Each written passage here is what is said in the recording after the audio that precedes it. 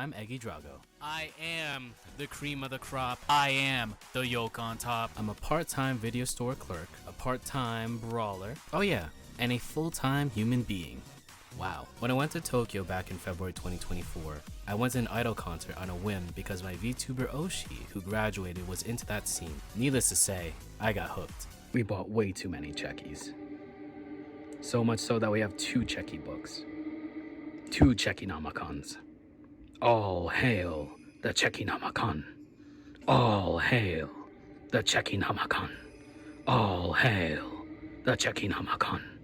After talking to a few idols, I realized every single one of them has a story, be it why they chased this dream, their ups and downs, and even their future after all this. And that's what I'm here to do. Learn more about the idol culture, the various scenes around the world, and to give them a platform to tell their stories. Every idol has a dream and a story to tell. This is IDOLEYEZ.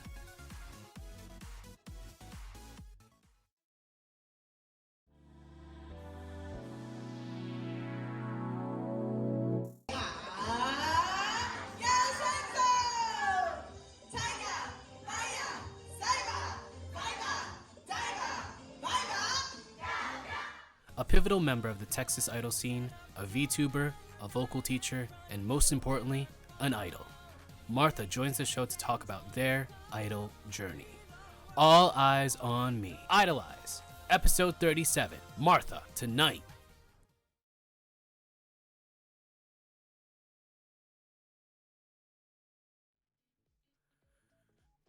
Gotta load in. Will it load in? Thank you. It will load in. Whoa! Oh my god. I am the cream of the crop. I am the yolk on top. This is mighty Eggy Drago, and we are here for IDOLEYEZ, episode 37, with our guest for tonight. They are your trashy godmother. They are from the Lone Star State. They are your favorite idol's favorite idol. This is Martha! Martha, how are you? I feel like the Space Jam intro should be playing or something. I love that.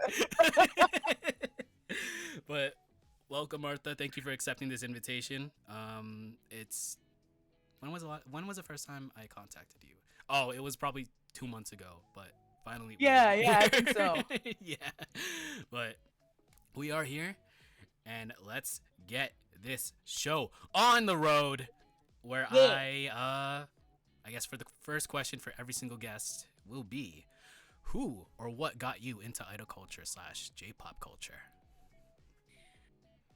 It's funny. I was watching. Sometimes I'll just put the VODs from the show on while I'm like cleaning the house or like doing something that I need some background noise for. And I was watching Jelly's episode, and honestly, it's pretty much verbatim to what she had told you. Was that I am another Shugo Kiara to idol pipeline person. So I got into anime, I would say at about 14-ish.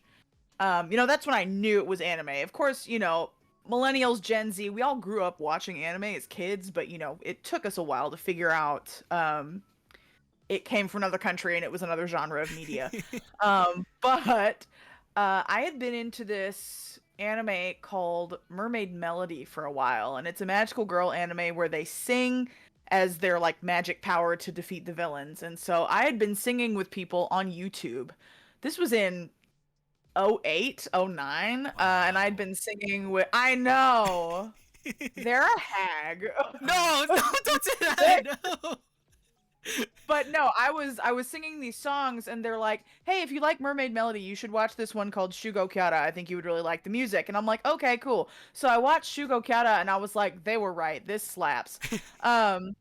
So I tried to figure out who did the music for this show, and I found Bono, the Hello Project group Bono, and I was like, "Oh, they're actual like bands." And so I was just going down the YouTube rabbit hole, clicking, and I found most of the Hello Project groups just on YouTube through videos that people had uploaded because, of course, Hello Project didn't have official YouTube presence at the time.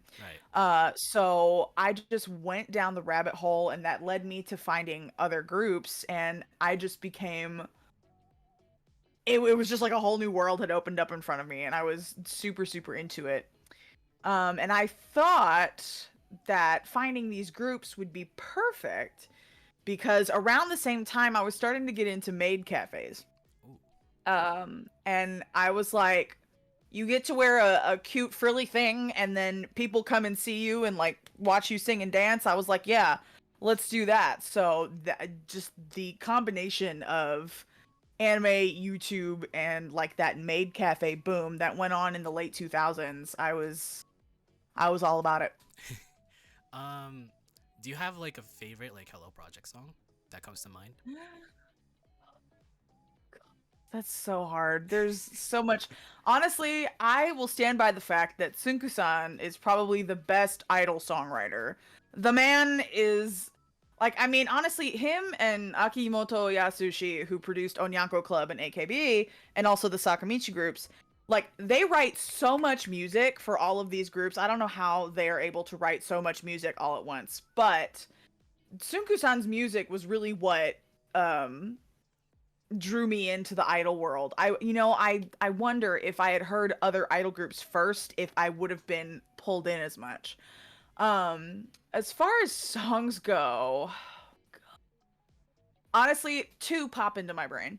Um, and the first is Morning Musume's Go Girl Koi no Victory. It is just a jubilant, bright, happy, and it's a very much like an ensemble number. Like they all sing in small groups together. And I just that was one of the first J-pop videos I watched once I Wow. found out like what idols were, and I just thought the music video was the best thing ever. So that has a special place in my heart. And the second one is one that I mark my words. One day this song will be a TIFF finale number because it needs to be performed by a large group. And that is Kyoto's Masara Blue Jeans. No matter where you go, no matter who you talk to, if you are at an idol event, especially a kaigai idol event, and you play Masara Blue Jeans, the room goes crazy. Everybody loses their minds. You hear that bass start thumping, and everyone's like, yes! Like, it is excellent. It is timeless. I love me some Masara Blue Jeans. So it was watching or like stumbling upon idol videos on YouTube, and then also the maid cafe boom, as you said. Were at that time around your area, were there any maid cafes, or is it or not? So 2009 was when I really started digging in. 2008, 2009 was when I discovered all of this. And I was like 15 or something at the time. And I was trying to figure out, how do I do this? Like, Right. this doesn't exist here. How do I do it? And there was a maid cafe from California who was doing an event in Texas.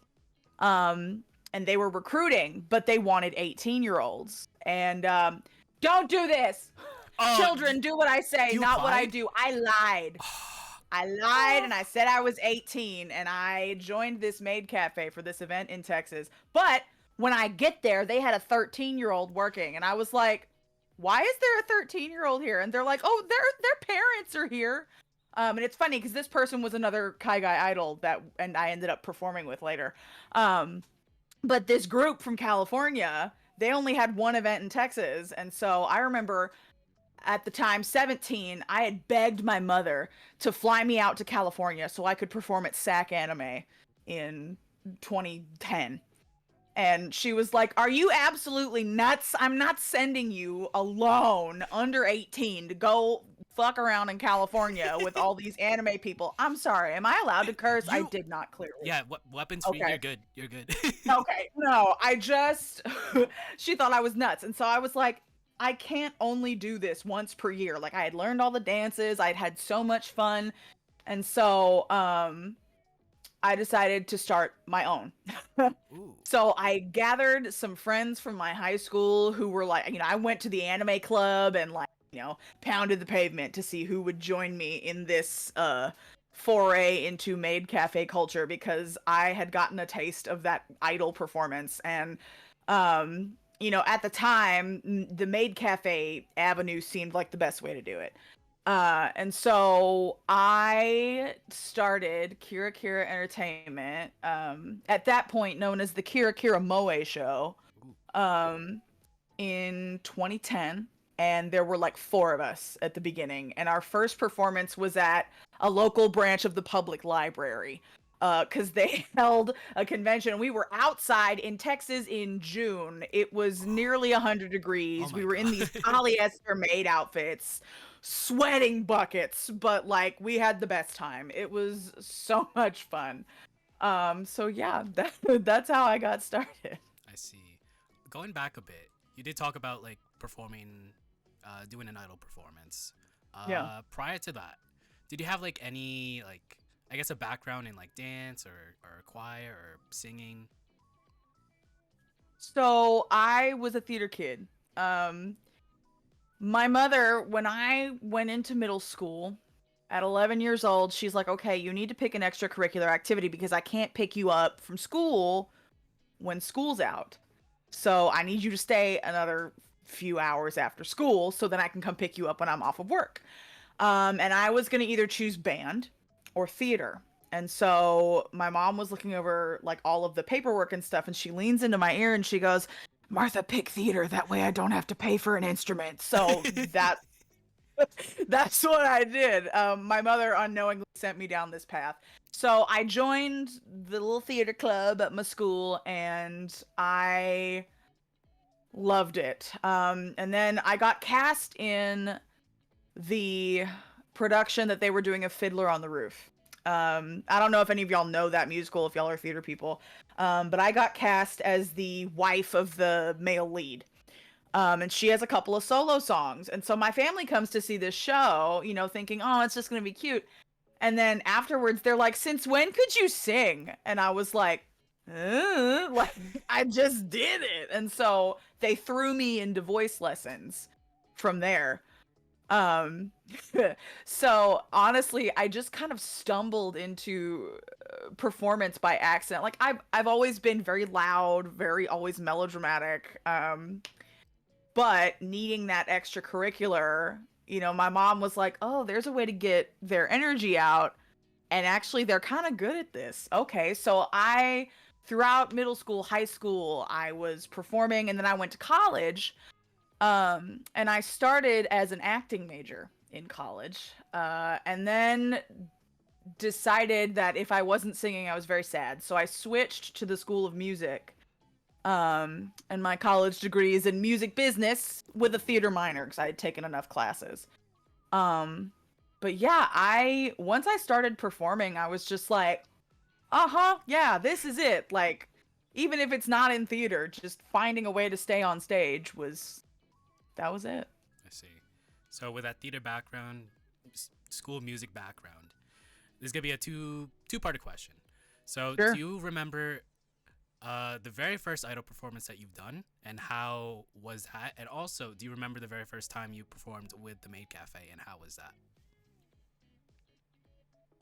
Oh, let's see. First idol performance and then with my Maid Cafe. Because technically my first idol performance was with that cafe from California Okay. that had and we learned, what dances did we learn?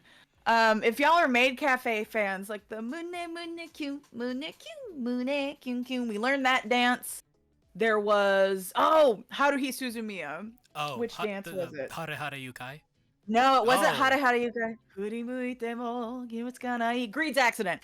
Oh. We learned, and Saikyo Pare Parade, that one. They just threw up a bunch of dances and they're like, learn as many as you can. And I was like, I'm on it. So I was in my room, doing all the little dancey dances. So Greed's Accident, I love that.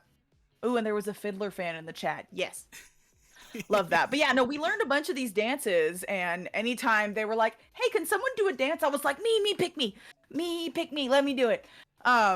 So I was just very over enthusiastic about anything. And it was an anime convention stage. It was one of those little carpeted things that we all, perform on. But at the time, I thought that was the best stage ever. because I was up there dancing to a genre of music that I had just fallen in love with. And you know, at that point, all the neckbeards in the audience were like my biggest fans as far as I was concerned, and so I was super duper happy about it. Um, so that was like my first like ever idol performance. And then I guess I already answered that question. That first performance at the Maid Cafe at the library, hot, sweaty. Um, and we did a Bono song. I brought Bono into the equation, and we did Kokoro no Tamago from Shugo Kyara. And the other two people that danced, they were not dancers. They were not trained. They had no experience, and so we were just drilling and drilling and drilling. And so part of my joy for that was helping my friends dance, and they were like, "Hey, that was kind of fun." And I'm like, "Yeah, see how fun that was? We had a great time." Um, I guess as far as first solo idol performance, no. You No. know what I'm gonna say? So that was our first performance ever as a company, but our first concert, because I decided I wanted to do more idly stuff. And luckily everybody else followed along and didn't let me look like the village idiot. And decided to do this idol stuff with me, and we did a full-scale idol concert in 2012 Oh wow. at this teeny tiny 2012, I'm telling you, there was nothing. Tumbleweeds. Like, the idol community at that point was very much online. I mean, we're all still very online, but like there was nothing in person at that point. In Texas, legitimately, it was that cafe in California that would come for the one event a year. There was us, and then slowly there were starting to be other groups, like dance groups, that we were all very fragmented. We were not like a community yet. Like, a lot of us didn't really know that each other existed, and then once we started going to more cons, we started to see each other. But in 2012, we did a full-scale concert. We had a full hour, and the house was packed because nobody had ever seen. They're like, "What's this idol shit? What is this?" So they decided to come in. And I remember our final number was the Dango Daikazoku song from Clannad. Oh. And yeah, no, that's the kind of people we were.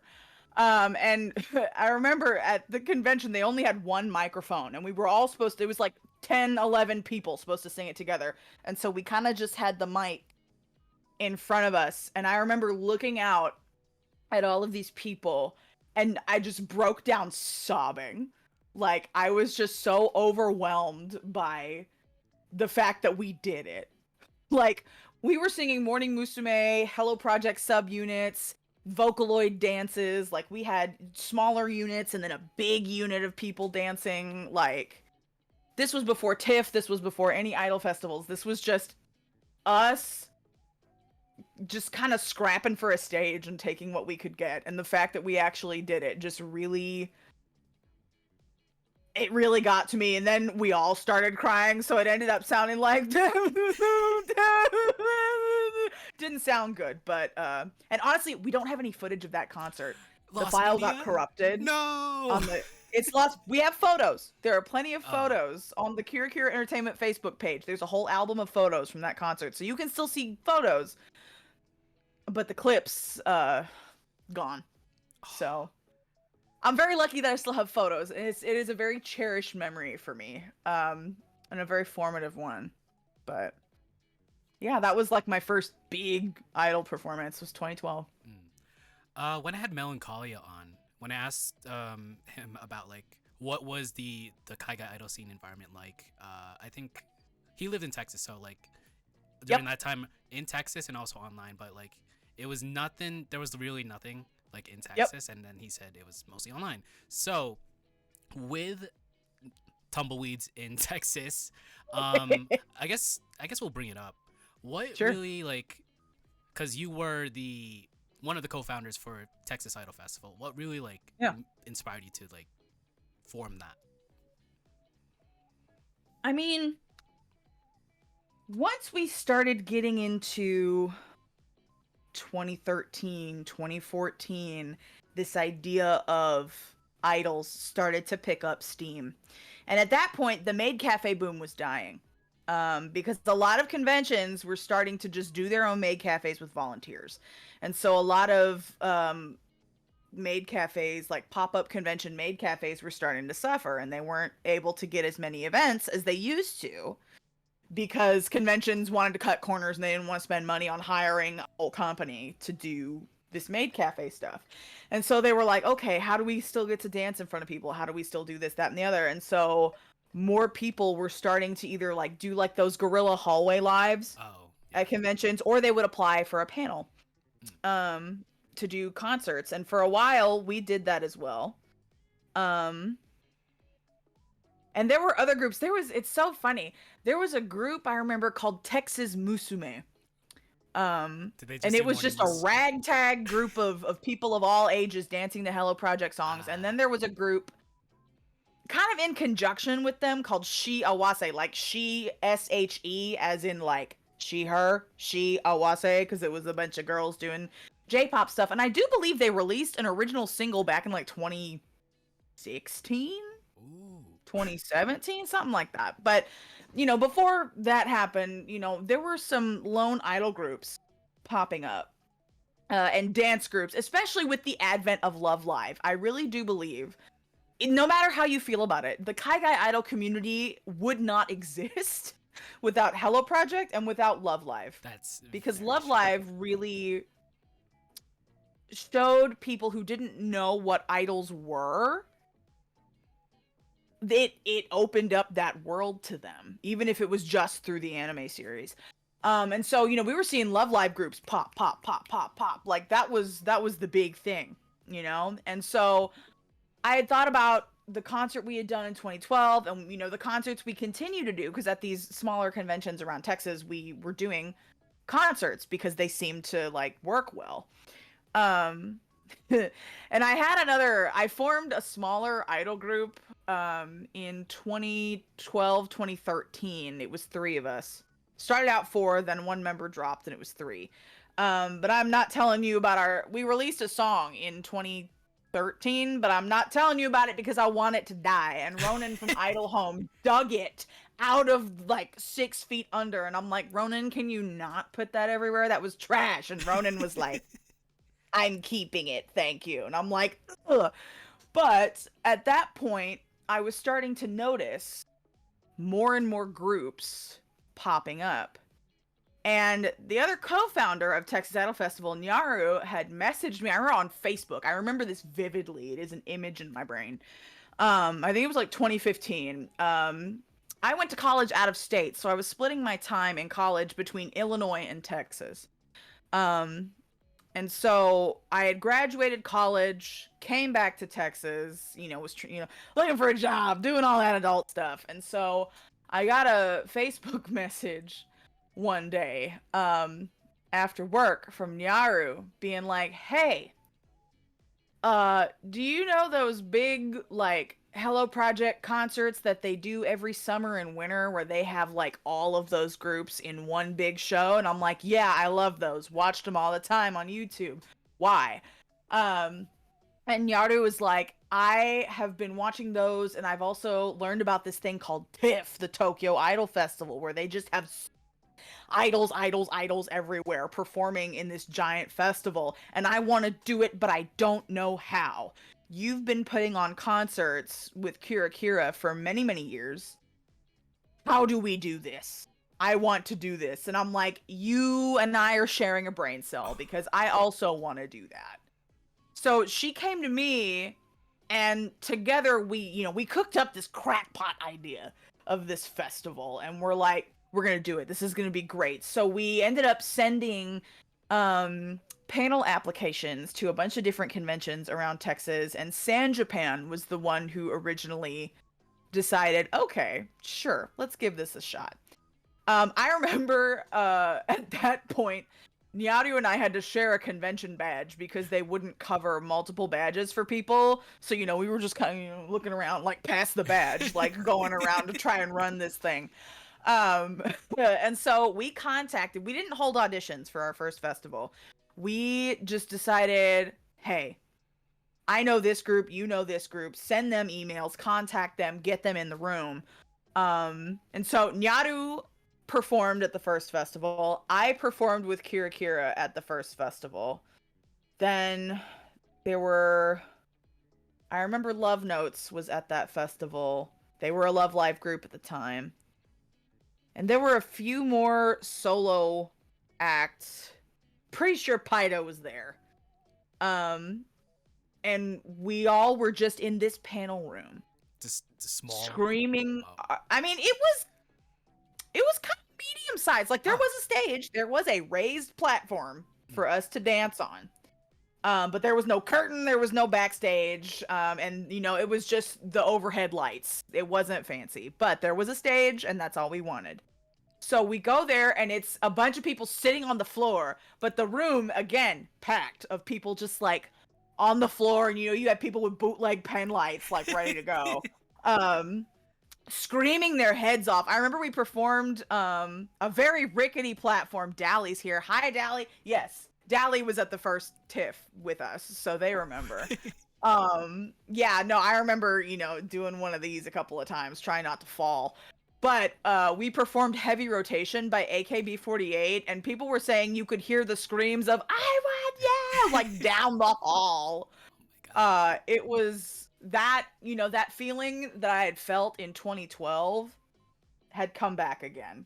Like, that was another, like, pivotal milestone point for at least the Texas Kaigai idol community, was that first festival. We just kind of like, you want to do this? Yeah, I want to do this. Okay, let's figure out how to do it. Like that's that's basically my like idol story, is just like, I want to do that. I'm going to see if I can do that, and then just like stumbling my way through it basically. So is TIFF is still active, correct? Yes. Okay. Yes. We just actually 2 weeks ago, was it? No. Math. I saw like the one of the posts. It was a week ago. Oh my God, time. Yeah, a week ago we just had our first festival of the year at IkiCon, and that was swell. And we live stream every festival now, so even if you're not physically in Texas, you can still watch the performances. So yeah, we're still doing stuff. I see. Since mostly everyone that I've had on was active during the pandemic, I do want to ask, when the pandemic and the lockdown happened, what happened to your idol activities and specifically Kira Kira and also TIFF? Oh, it's funny because Kira Kira started in 2010. So 2020 was going to be our big 10th anniversary year. We had planned a tour across the state to perform. And we did our first show of that tour, and we had an audience of one person. What? It was March of 2020, and it was a first-year convention. It was like a week or 5 days before we went into lockdown. Oh my God. And everyone was still talking about like, oh God, I sure hope that doesn't come over here. But there were people were starting to get a little scared and a little cautious about going out into big places like conventions. And so I remember seeing the convention heads just being like, oh my God, nobody is here. What do we do? And even like the people in the artist alley and the vendors were like, I am losing so much money by being here right now. And so we had this one, he must have been like 9 or 10-year-old kid who wandered in and showed up. And I was so disappointed. And I remember almost just canceling the show and packing up. And I remember my cast members being like, Martha, this kid is here. He's sitting in the audience. Let's do the show.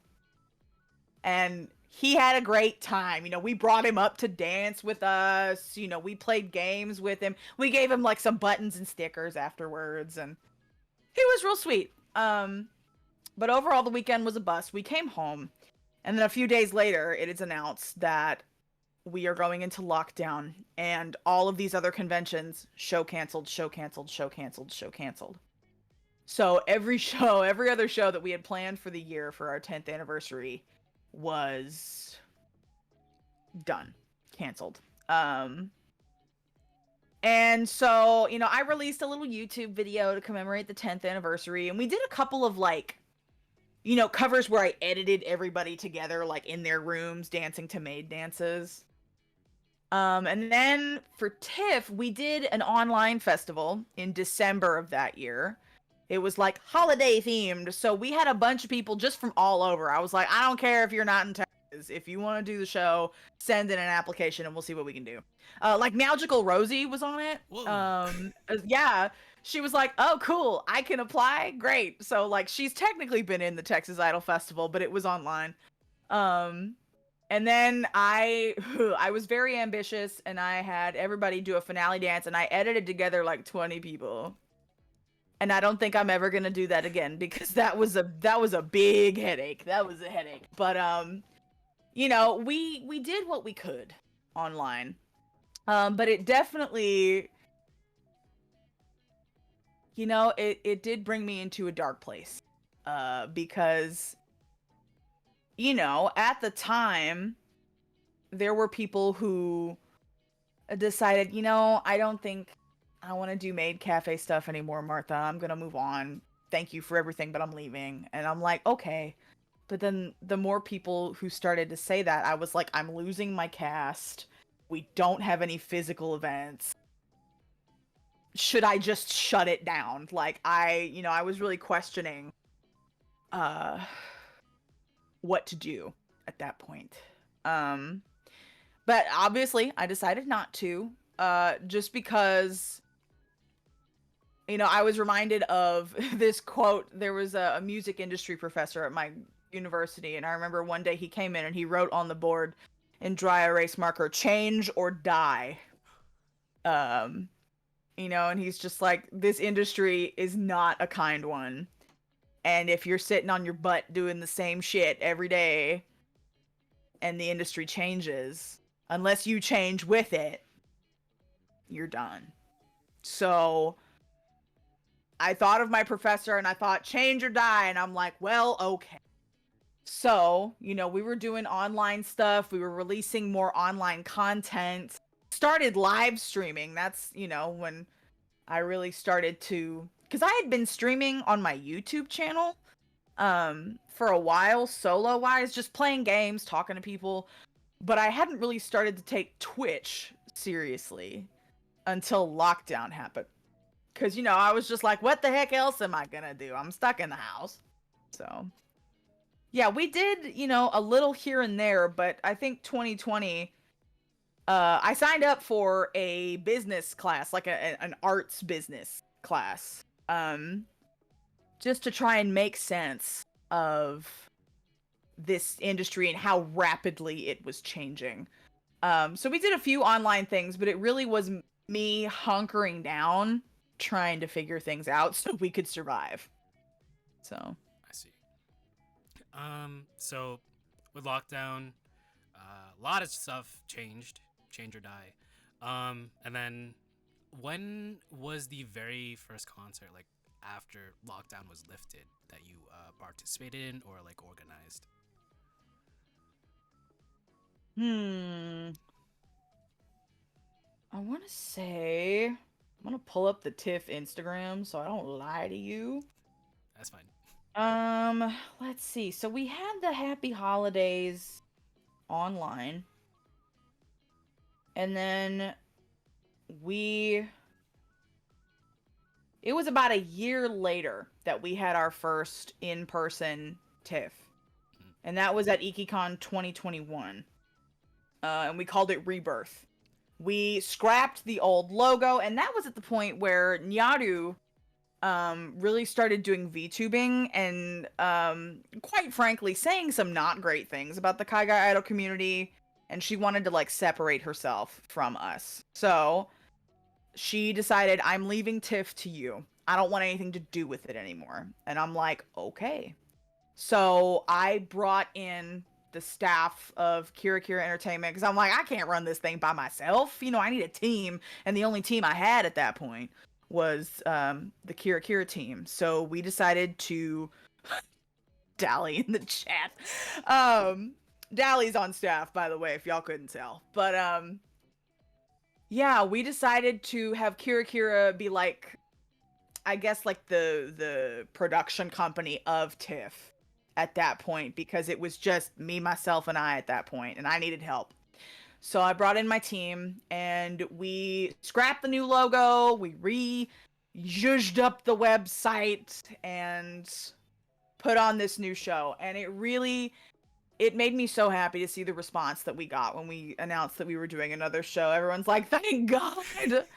I thought it was done for. And I'm like, no, not yet. We just had to, regroup and get everything together. So that was the first TIFF, but I believe, if I am not wrong, September of 2021. So I have a duo project called Parfait Party, for those of y'all who don't know, and it's with fellow Kira Kira member Momo. Before I was doing, solo retro stuff, we both decided to jump in. And we performed in September of 2021, masked, at San Japan. We sang and danced masked, at this convention. Let me tell you, singing and dancing in a mask is real hard, especially because like I had like one of those disposable masks and then a cloth one over it. So it'd be cute. But that was not great. There was we uploaded some clips from that show. You could hear the through the microphone just because of the amount of air we were trying to suck in through the masks. So yeah, it was a bit of a shaky start there in September of 2021, but I think by the end of that year, we were trying to still be cautious and keep everybody safe, but I think everybody, after being at home for a year, was just itching to get out and A, perform, and then B, go be around all of their weird little idol people again. Well, it's good that like you guys returned with Rebirth, and then everything was fine except for like the masked, the masked performances. But it's like I'd rather huff and puff through a set than get sick. So. Yeah, I see. Yeah, but at least you got through like a difficult performance for sure. Right. So with that, might as well just get into you exactly. So, how would you describe you as an idol, like your concept? You do describe yourself as like everyone's trashy godmother. How did that come to be? It's funny, that business class that I mentioned taking in 2020 for a few months, they were really into like personal branding and like marketing yourself as something easily digestible, and I'm like, okay, well, who am I? What do I do? And at that point in time, I had two different YouTube channels. One that was like singing and idol stuff, and the other that was me playing games, talking anime. I had gone viral on YouTube for talking about fucking visual novels, mobile visual novel games. The fandom had found me, and that's what I was making YouTube videos on that channel for a long time. And I was like, okay, I'm getting to a point where, yes, playing games and doing silly stuff is, a part of me, but I really want to bring more of this idol thing into it. Rather than only doing it as Kira Kira, I also want to do it as myself. So, I had been performing solo for a few years at that point, but I really wanted to bring my online presence and be known as more of a performer and not just the silly pink person who talks about mobile games. Like, cool, great. Like, I was doing some numbers, but I decided to merge those. I stopped posting on my old idol channel because, I was a YouTube partner on my other one. So I was like, if there's one channel I'm going to keep, it's going to be this one. Right. Because there would be more eyeballs on my idol stuff if I posted it there. So I decided to merge it together, but I was talking with another one of the students in the class, and I'm like, I don't know how to combine these things. They're so different. Like, I had talked about, being trashy in all of my YouTube videos, and I would say, like, stay trashy. That's kind of how I would sign off. And the previous logo of mine actually had a trash can in it. um, and they're like, what's this trash thing you keep talking about? So, and, because all of these other people, they were like theater artists or dancers or, opera singers. I was the only weeb in the course. And so I had to do a lot of explaining about what I do. And so I explained what being trashy is. And they're like, you're just like the idol fairy godmother. And I was like, I don't know, fairy godmother seems kind of generic. What if I was the trashy godmother? And they were like, yeah, that. It was just kind of a bouncing off of another colleague. Actually, if y'all follow me like on Instagram and stuff, you might know her, Tara Priolo from Tara Priolo Studio. Close friend and colleague of mine. She does opera and stuff, and so, but she's interested. She's like, I don't really know much about this idol stuff, but I always love watching it when you post it. So she kind of helped me walk through that, and I was like, let's see if it sticks. Let's put it on my social media and let's work through it. And I think it bridged the gap enough to where the audience who was mainly there to watch me play games was like, it's still Martha. I mean, Martha's like singing and doing this stuff that we might not know about, but like, Martha is Martha and Martha is trash. Okay, cool. Like, sure, we're along for the ride.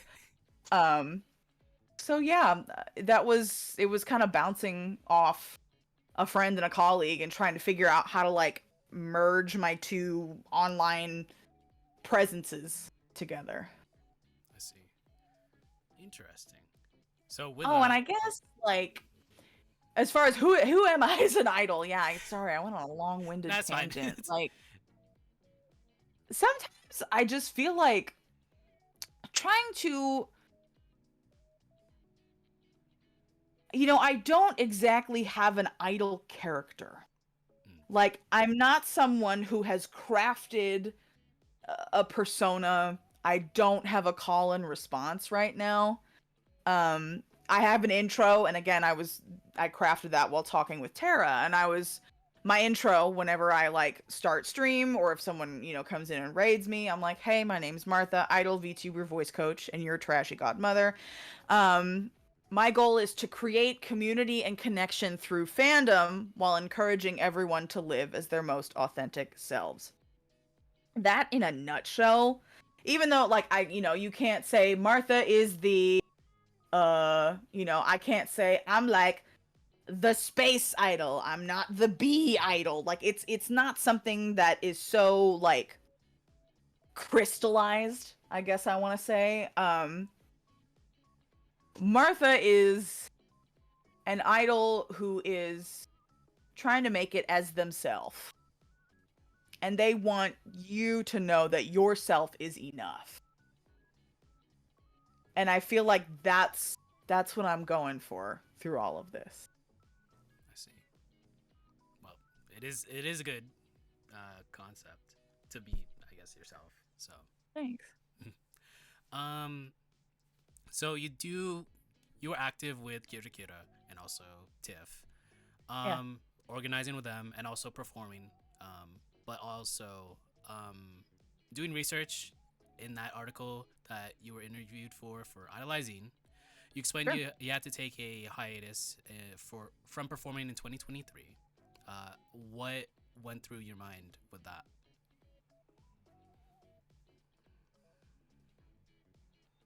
I kind of felt like I had crawled out of the COVID pit and I was like, oh my God, I'm on the ground again. And then in 2023, I fell into another pit.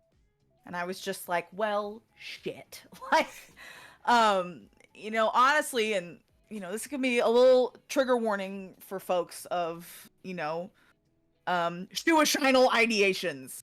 I don't want to demonetize you, but there were, my chronic illness had been in remission for like over a decade at that point. And it was almost as if I was living without one. And then I got COVID in 2022 um, from a close family member, and I was I was angry. I was angry and I was frustrated. I was doing all the right things to protect myself.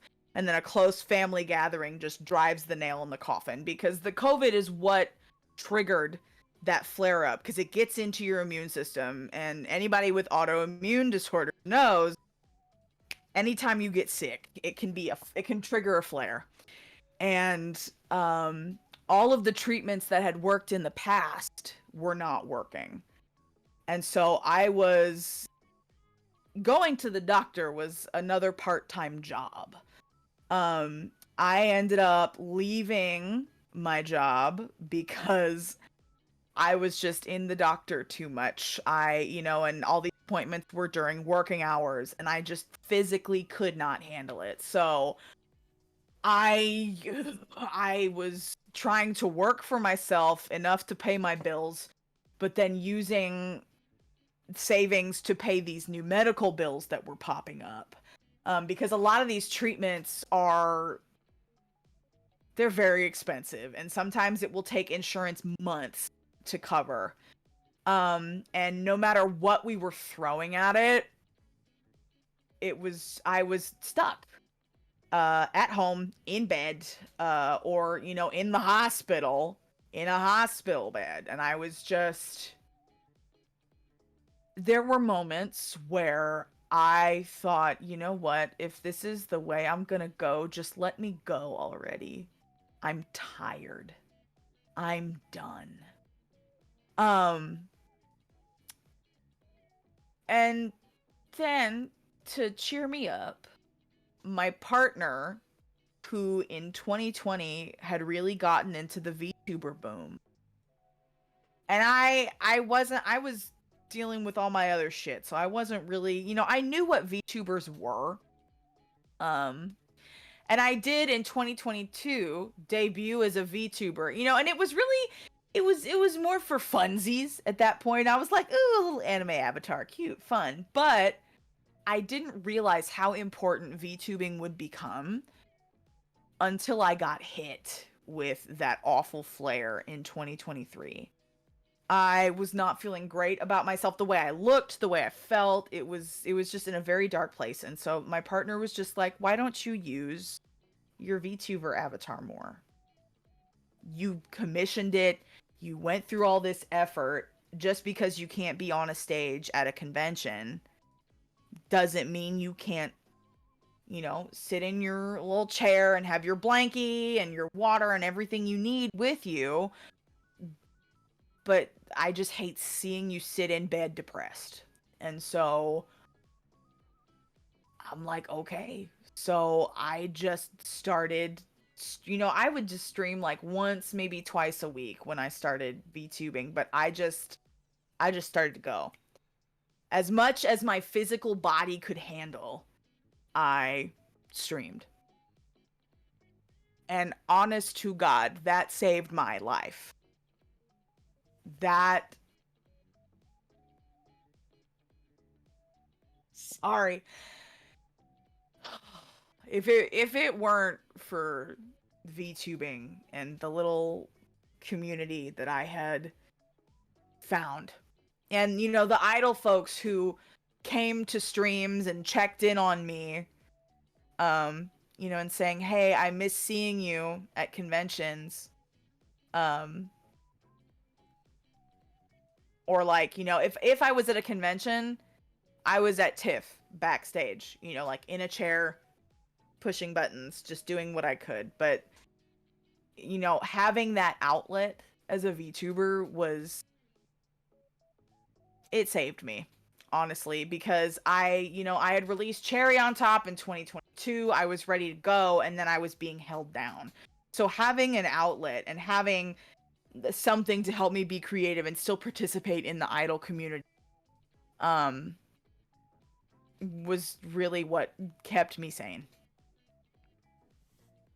Well, I'm glad you're here. I'm very glad that you're Me still too. here. But yeah, I get that because like even for me, like the kaigai, if it wasn't for the kaigai idol community, things would be very different for me. Yeah. So yeah, um, but yeah, with that, I'm very glad that like VTubing definitely changed your life. It changed mine too, because like if without that, I wouldn't have like met a lot of my friends. So help the both of us. So yeah. Right. Thank you, Chad. Mm. Thank you. um, but with that, so you did VTubing. You were still active while still, not being able to perform, but still streaming. Um, do you remember the first performance after everything when you were able to return? How was that? Um, let's see. So I think it was September of 2023, the end of that month, when insurance finally approved. It was like a brand new drug to treat my disorder. And so within those next within the next month, I was just like, holy shit, I feel like a human being again. Like I still wasn't 100%, but I had found this new drug and I was able to do things. And I remember applying for North Idol the night applications closed for the Northern Lights Idol Festival. I didn't think I was going to get picked. I was like, man, I'm all the way in Texas. Who in Seattle gives a shit about me? But somebody apparently did. So I got accepted to perform at Northern Lights, and those vlogs that you had mentioned, seeing my like get ready vlogs, was my first performance back after my hiatus. I was on this new drug. I was trying to get my body ready to like stand on stage. It was only 15 minutes, but this was going to be the first time I was on stage by myself singing and moving around in, I want to say it was like a year and a half. So I was terrified. I was so scared. I was like, what if I can't do it anymore? So I was drilling and drilling and drilling as much as I could. Trying to be aware of how much energy stamina I physically had. But I remember flying to Seattle, just my stomach in knots. And I get there and I'm so excited because I had seen 2022 like clips and footage and people having so much fun, and so the fact that I was going there was like surreal. And this was like my reward for making it through. So I got there and I get on stage at Northern Lights, and there's all these people just like everybody just looks so bright and shiny and like happy to be there. And I shakily sing my first few notes, and then everybody starts doing the otage. The pen lights are out.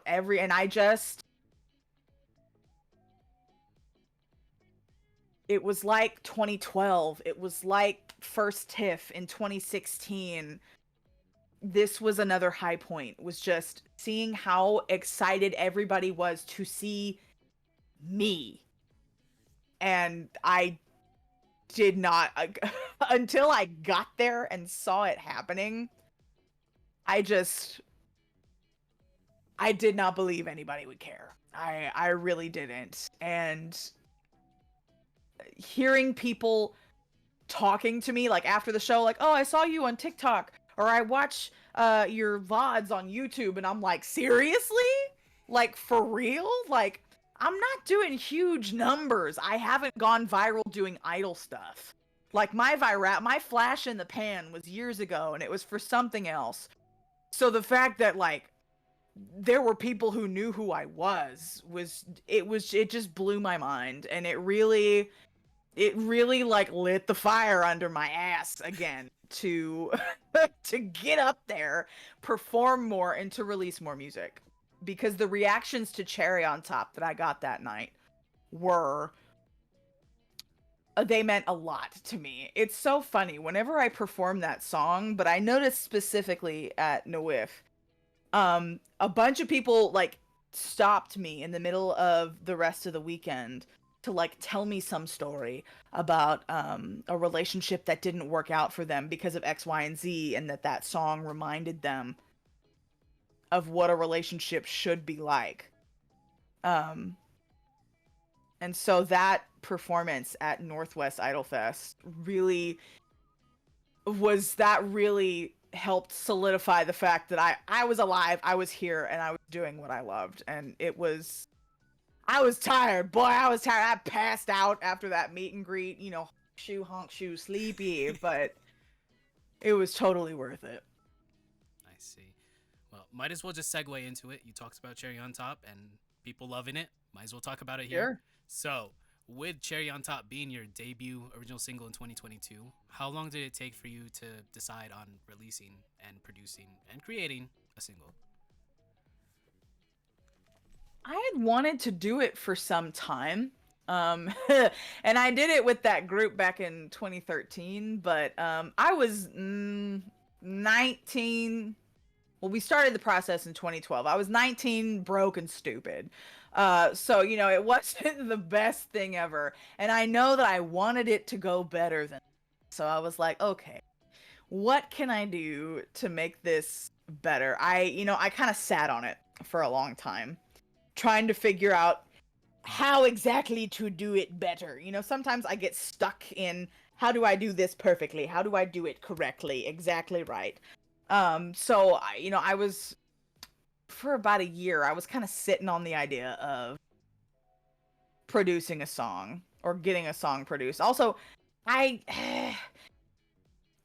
production, like I know about music, but the software itself is so scary and intimidating for me. Like everybody on my stream chat, they're always like, "Is it a Martha stream if there's no technical difficulties?" Her, but it's so true though. Like new technology, I'm like a little old person. I have to really take time to learn this kind of shit. So I was like, well, obviously I'm going to have someone else produce it, and that's going to take money, and I don't have a lot of money. So how do I figure this out? And again, there was that, because this was before Northwest Idol Fest. This was before I really got the confirmation of like, oh, people do want to hear my music. I was just like, nobody's gonna give a shit. Nobody's gonna care. Why are you gonna release music when you haven't gone viral? You don't have X amount of followers. Like, you barely get any views when you post stuff on your covers. Why do you want to release music?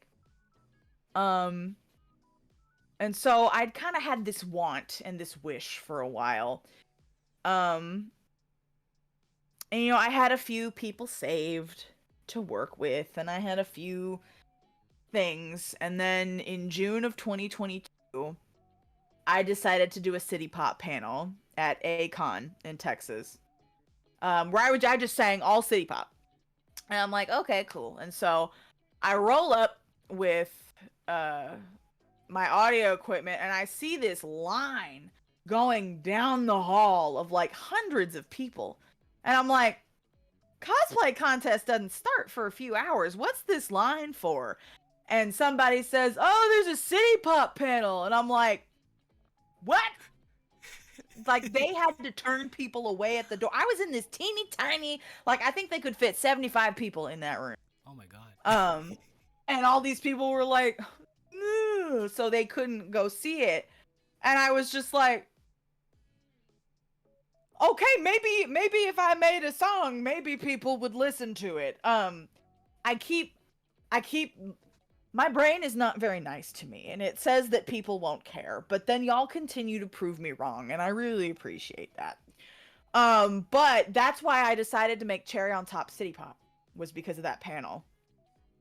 I was like, okay, people like this, I can sing that, I'm gonna go for it. So that's kind of what started the process. I see.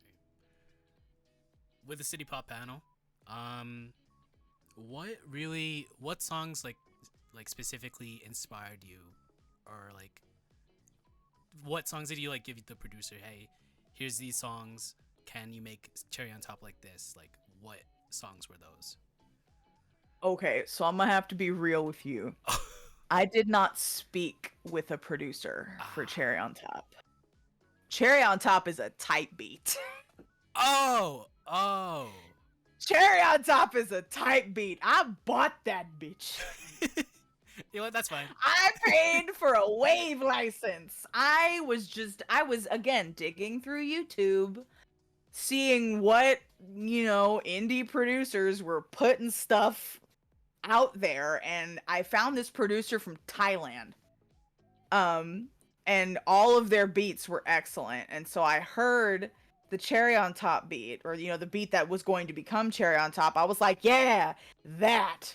And at the time, I didn't I didn't have money. The exclusive license was exorbitantly expensive, and I was like, I don't have money for, but I can get a license for like 100,000 streams for. I want to say I paid like $75 for that license. So I was really inspired by the songs that I was really thinking of. Um, were Tasogare no Bay City by Junko Yagami. Ooh, yeah. Love God, I love singing that City. song. That was one of my favorites. Of course, Miki Matsubara's Stay With Me, just because everybody loves that song. Yeah. And then for that kind of summery vibe, I was really thinking of Henri's Last Summer Whisper. So I was just kind of like digging through beats going, no, no, no, maybe, no. And then I found that beat from that producer in Thailand, and I was like, yes. Yes, we're gonna go with that. And honestly, to anybody, any idols watching or like, checking out the VOD later, use the type beat. If you don't have money to get a custom right now, use the type beat. So many other idols have used a type beat. Idols who you admire, I will not say their name because I'm going to divulge secrets without permission, but idols who you love and listen to on the daily have used type beat. And there is no shame. There is no shame in my game. Yeah. You know what? We are all here in this community with $5 and a drink. So that's what I went with. I knew what I wanted it to sound like, and so I got the beat, and I'm like, okay, I have to sit down and write this. So I was sitting there with my little keyboard plunking out stuff. And I was so worried. I'm just like, I can't make it sound exactly like the backtrack. I have to deviate it from somehow. So I was like pulling out my notes from like music theory class in college, trying to find, something to. And I find that when I just let go and don't worry about it so much is really when I write my best work. All the lyrics I wrote at like 2 a.m. in the bathtub. I was just in the bath, and I'm like, interesting. So I took out my phone, and I'm just sitting there. Did all the lyrics that way.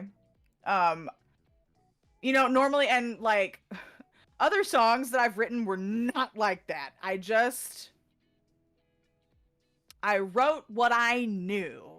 I wrote what I was feeling and what I was familiar with, and it really seemed to just go. Which is, I know, not what a lot of people want to hear.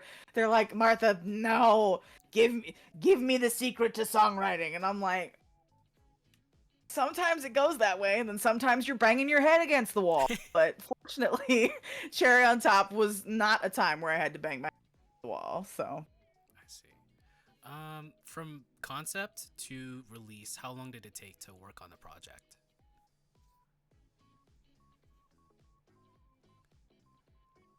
Good question. I want to say,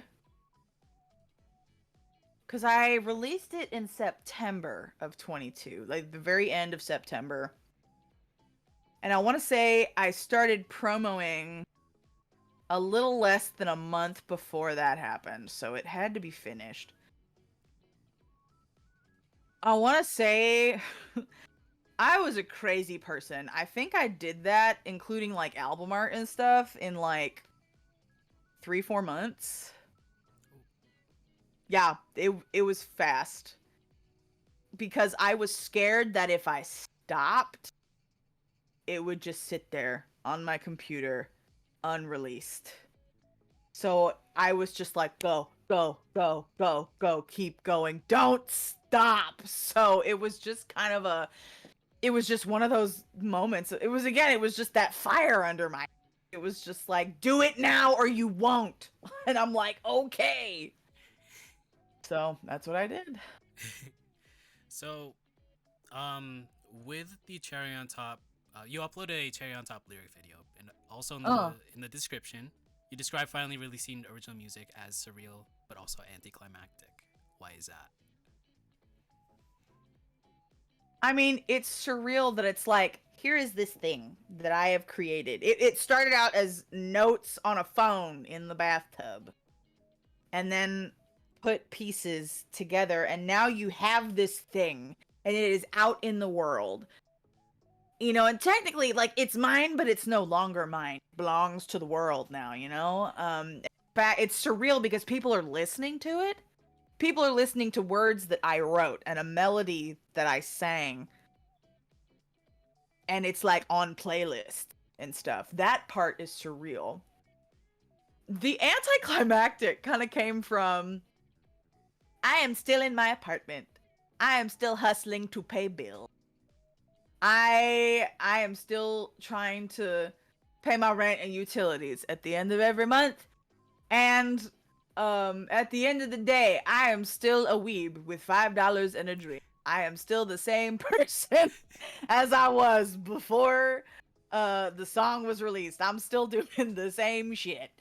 So like, yes, there's really big surreal things about it, but it's also like, you have created an art. Cool. Life goes on, you know?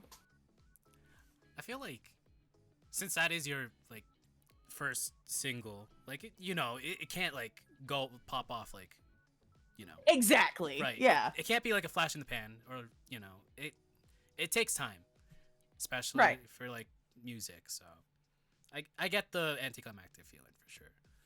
Yeah. So with oh, might as well, like, I guess I skipped that, but like when people came up to you and talked about cherry on top, they talked about it like being like the perfect like idealization of love. Like did that where did the lyrics really come from, like from experience or whatnot? Um, I know, in traditional idol culture, idols are not supposed to date. I am always upfront on stream, my partner this, my partner that. Or, sometimes, I'll tag them in Instagram stories and I'm like, look, here's my cryptid. That's mine. Um, but, but this is, I am still in my first relationship. My current partner is the first person I have ever like dated. I had been on dates before that. Um, and I had friends that was, Martha, you can't be so picky or else you're not gonna get a partner. And I'm like, I didn't like their vibe, or they were rude to me, or all they wanted was, a little bit of this, a little bit of that, and thank you, goodbye. And that's not how I work. So, part of it was just like, my experiences in, the dating world. And then finally, I remember I had given up before I had met my partner. I, I told myself, I was like, just go be a hoe. Just be a hoe, Martha, and you'll be so much more happy. And so I go on Tinder and I decide that I'm just gonna be in my hoe phase. And then I see somebody with a fake star, a picture on the fake star background at an anime convention. And I was like, oh, hey, I know that background. I know people at Fake Star. They don't work for Fake Star. They were just at an event. I'm not spilling tea. I am not with anybody at Fake Star. No, but they were at an event, and took a picture like, I'm at so-and-so's concert. So, I swiped. And they swiped. And their first comment was, hey, I like your outfit. And because I had posted some J fashion. And I was like, hey, I saw you were at such and such's concert, at a Fake Star event. Do you go to conventions? And I wasn't a hoe at all. Not even one hoe event. Nothing. I found this person and yap. We were just yapping about anime and music, and they loved Love Live. Oh. And they wanted to know more about IRL idols. And I had never met anybody who, was a dating prospect, who wanted to know about idol culture. And I was just like, ooh, yes, this is great. So Tinder be gone, no hoe era for me. And it was at that point, when we finally decided to start actually dating, to be in a relationship, I was just like, all this shit that people told me about being picky or like changing myself or trying to hide the fact that I was into J-pop and idols, you won't get. I just remember my mother, you won't get a boyfriend if you just keep talking about that J-pop stuff. And I'm like, huh? That was my I told you so moment. And then I put that into a song. That's what I wrote about, because I was like, everybody deserves this. Everybody deserves to have their weird little person who also enjoys the weird little things you're into, to just share in each other's weirdness. And honestly, that's what people talk to me about. They're like, my last relationship, I had to hide myself, and this song really spoke to me. Or, hey, this really describes my experience. And so, again, you write what you know, and then you'll be able to find other people who relate to that. So that's cherry on top. Well, at least you got people like coming up and like talking about it like after New F. So, and it's good that you're in a good relationship. So Yeah. They just experienced their first Oshi graduation a couple of weeks ago. Who was it? Fauna. Oh, okay. No. We also experienced their first re-debut. Yep. I was like, you're having idol experiences. We had to talk about like the graduation cycle and all this kind of stuff. But the fact that I can talk about that with my partner is just excellent. Well, at least they experienced the bad part of graduation and the good part Right. of re-debut. So... I'm like, it's a rite of passage, dear. It's okay. Getting back on track. Yeah, sorry. No, it's fine. Original song done 2022. Flash forward to 2024 with Harmony Free the World. Let's talk about that. So, that song was released in July 2024 with a 90s Mahou Shoujo motif. Were there any like specific shows or songs that you really drawn with during the creative process? I worked with Jemmy Memu as the producer on this song. I actually was like, okay, I've saved some money. I'm gonna get a custom production done. We're not gonna do a tight beat this time. I want to see how this works. So, because Jemmy Memu I had actually worked with before, because Parfait Party has an original song called Heartbeat, and we had worked with Jemmy Memu a few years back on that. So I contacted him again. I was like, hey, I have a new project. It's inspired by Mahou Shoujo. Are you in? And he's like, yeah, that sounds great. I remember sending him the Sailor Moon transformation sequence, the first one. With the ooh, Sailor Moon, ba ba ba ba ba ba ba ba, like all that. Sent that to him. And then I sent Wedding Peach. There was an ending theme of Wedding Peach that I sent off to him. And the third song I sent was actually a K-pop called Super Yuppers by WJSN Chokomi. They're an offshoot of Oh, do you know them? I was when I used to be back in K-pop. Yeah, Cosmic Girls. They were really good, and then they did. Yes. Yeah. No, I loved Cosmic Girls. Can Chokomi come back, please? Like Orange Caramel walked so they could run. I love silly campy stuff, and so their like, it was their magical girl kind of superhero themed track, and it was very silly. And I'm like, yes, I want the magical girl theme, but I kind of want it to be fun, silly. So can we put this in there? And Jemmy Memu and I have the same taste in K-pop. Like, we were both Eyes One fans, girls. Like, we would always like, talk with each other about each other's biases and Oshis.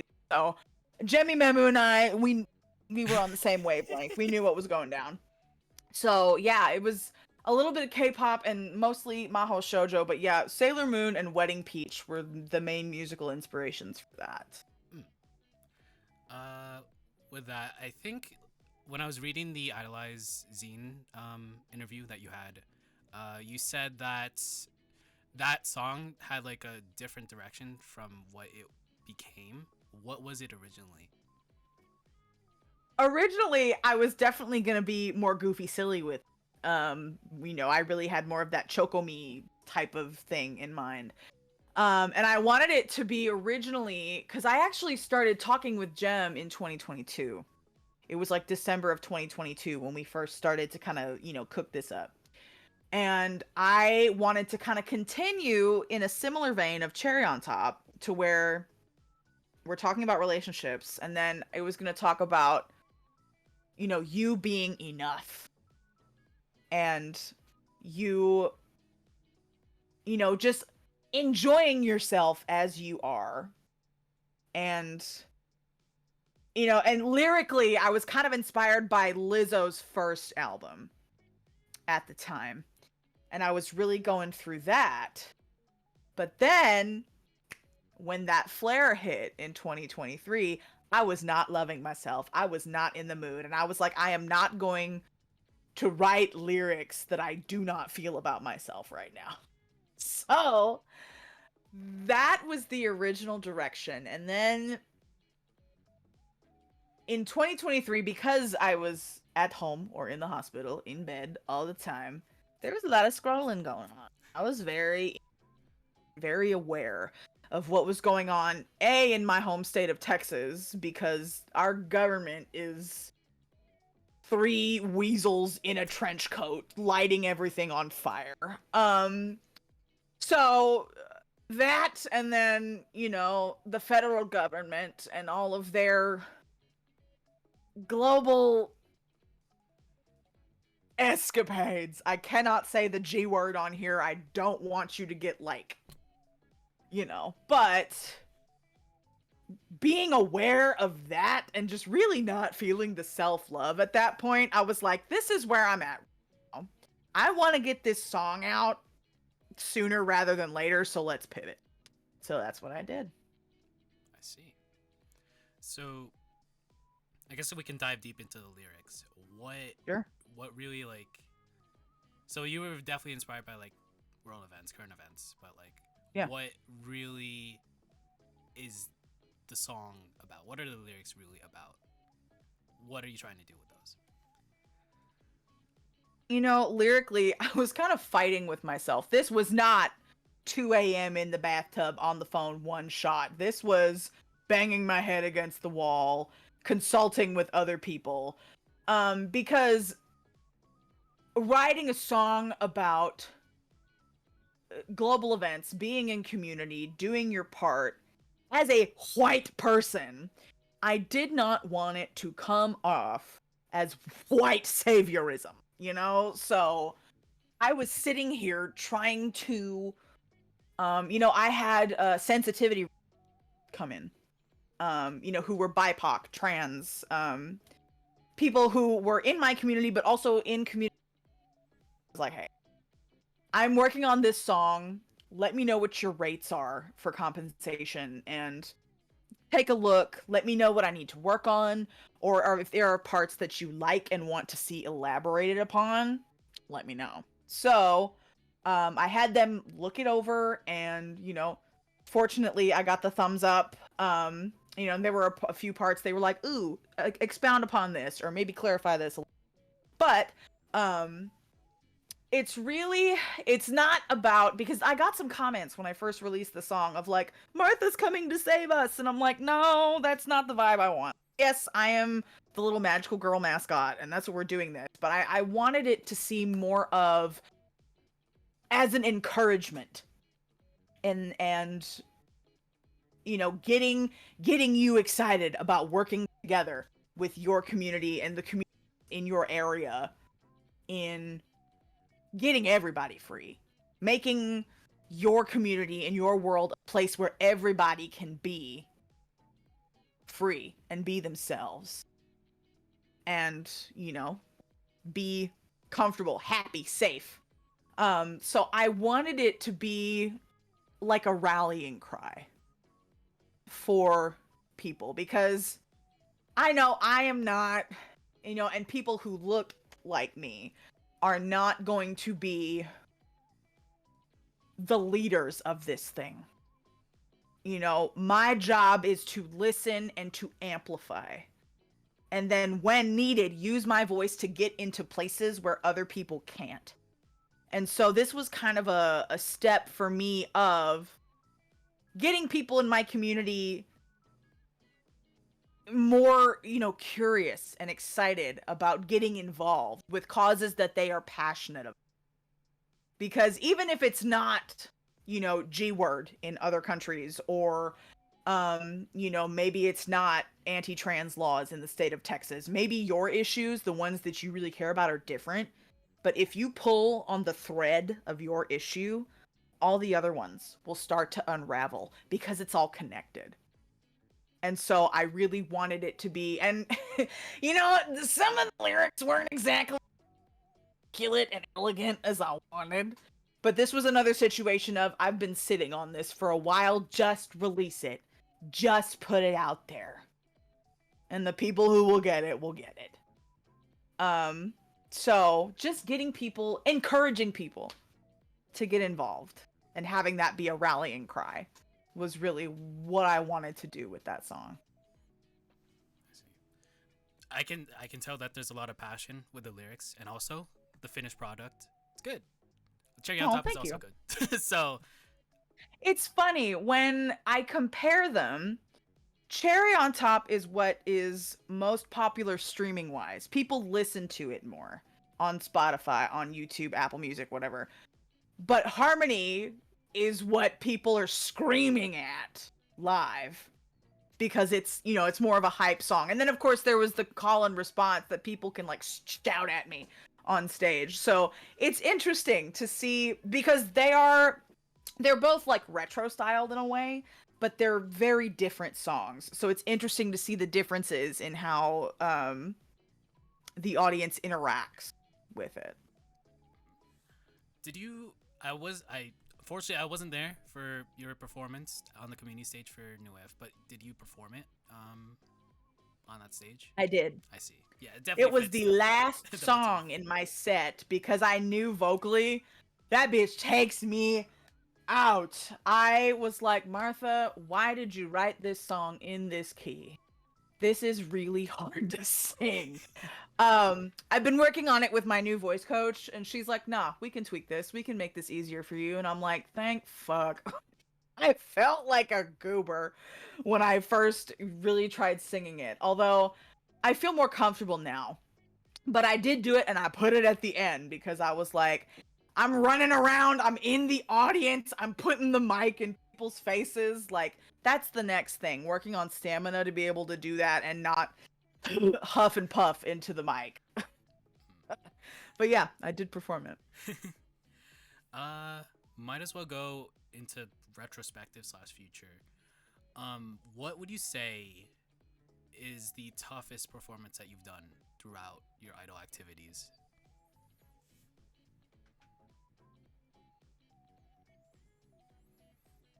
Are we talking like skill wise? Are we talking like technical difficulties, or like rain or whatever, and you just like went through it?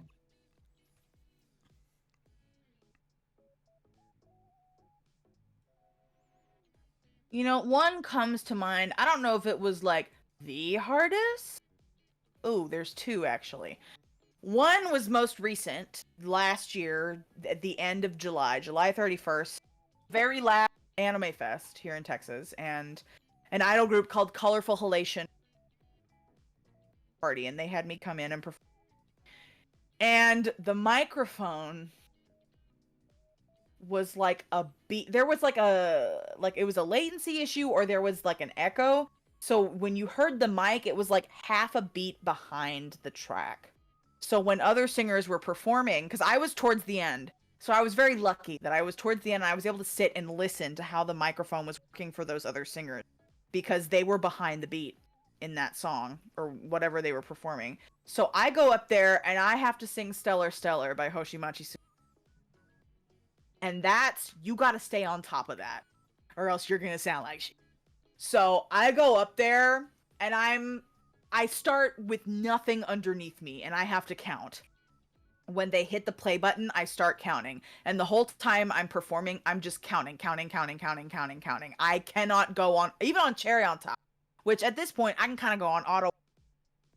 I had to sit there and count because I had to stay ahead of that echo so I wouldn't sound behind beat once my sound reached the back of the room. That was such a pain in the butt. And I went and I talked to the audio people and they're like, well, this is like the audio setup they, you know, what was told. And I'm like, listen, I know I'm not allowed to touch your stuff, but there's a lag. And it's funny, Ashes actually came up to me because Ashes was there for Made Minto because Minto was at Anime Fest. But she came to the Idol Fest and she comes up to me. She's like, how come you were the only one who wasn't behind? And I'm like, because I was an absolute madman and counted the entire set. Yeah, I was very happy. I was very happy that I got to perform. I was very happy for the opportunity, but technically I was so glad. It was like, thank God I survived. The second performance was back in 2017 or 2018 when I first started performing by myself regularly.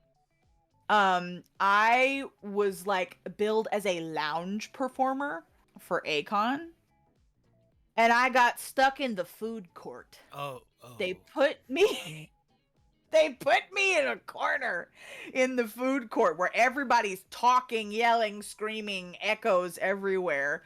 And the microphone kind of half worked and kind of half didn't. So I was trying to make sure I could be heard in the food court. So that was a unique challenge in and of itself. Because it wasn't even a stage. They just like put caution tape in a corner with an amp and then a corded mic attached to that amp.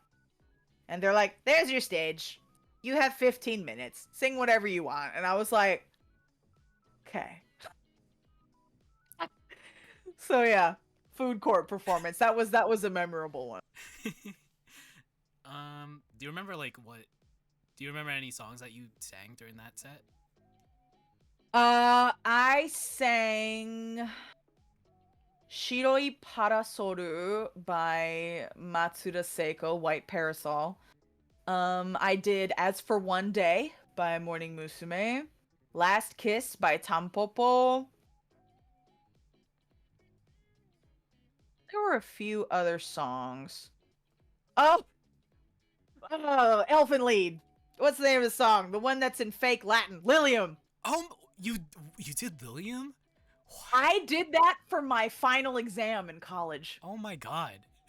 In college, they make you pick, like, you work on like 8 songs a semester, and then like it's called juries, like when you go sing for your final exam, your final jury, and they pick like 3 random songs from the 8 that you learn. So you better be on top of your shit for all 8 of them. Because if they pick the one you suck out, your grade's gonna suffer. And they picked Liam because they thought it was in Latin. And I was like, joke's on you! That's an anime song. I got an A on that. So, I brought out Lilium. And I was in the food court. Oh! Just like people eating hot dogs and staring at me while I'm singing Lilium. I kind of want to see that. I mean, shoot, I can bring it back. I haven't worked on it in a hot minute, but I've thought about taking a look at it again. Coinciding with that, Is there like any performance that you would consider the weirdest, or would you like put the food court performance in the weirdest category? The weirdest.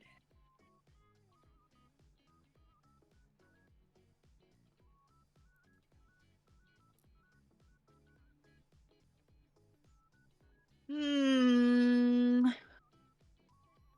There was a convention I did with Kira Kira. I don't even. I shouldn't even call it a convention. It was teeny. It was another local library event.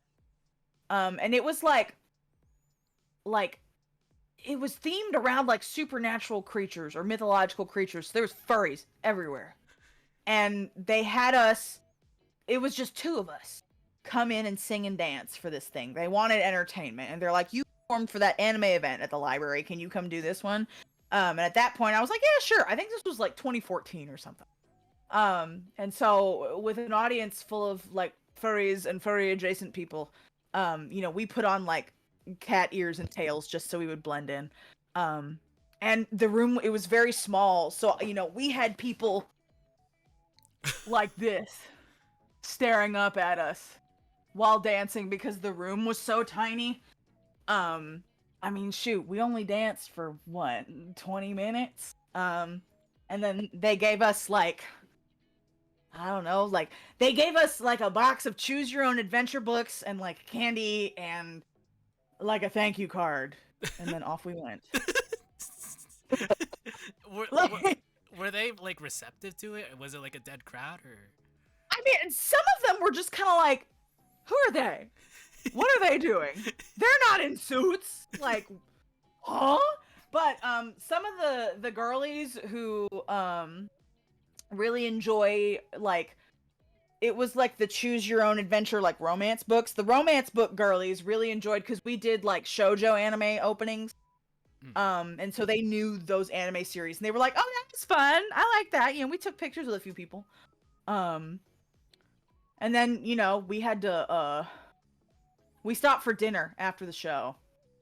And it was one of those fast casual places and you go pick up your order at the counter. And I ran into somebody from high school whilst in my maid outfit, cat ears, tail, box full of books, and she goes, "Is this some kind of theater thing?" And I'm like, "Uh-huh."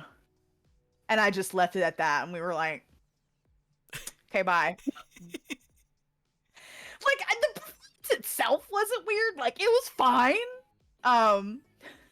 But having people, like, I don't know, about a foot away from you, kind of, staring up at you while dancing, and then it was just an odd experience.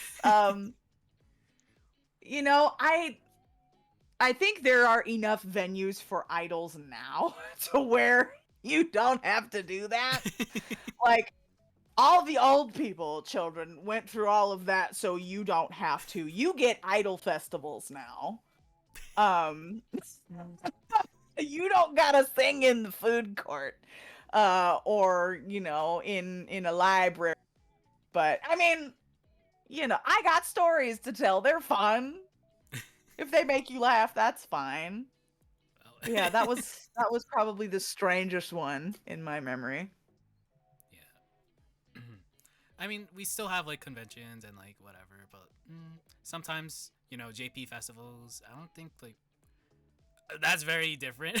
I've like guests have performed at boba like festivals and like they didn't know what they were looking at. So yeah, no, I've seen Paida actually performed in a local, like, it was like a Japan sister city festival. And they had like the traditional Japanese dance troupe, and then they had like a martial arts demo, and then they had Paida.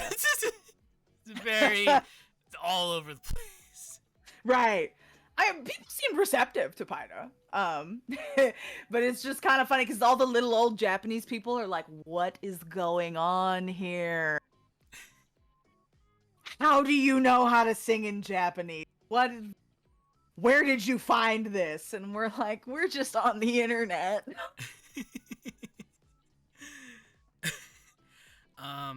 So we talked about toughest, we talked about weirdest. Might as well go with what is your favorite performance of all time? I'm just gonna take a guess, like first TIFF performance or New If 2024 or New If 2023 when he returned. What would it be? Hmm. I mean, those big three moments, that first concert in 2012, first TIFF, honestly, Nuif is something that will always be very special to me because it wasn't just an anime convention. Like, that's an idol convention. That is by idol people for idol people.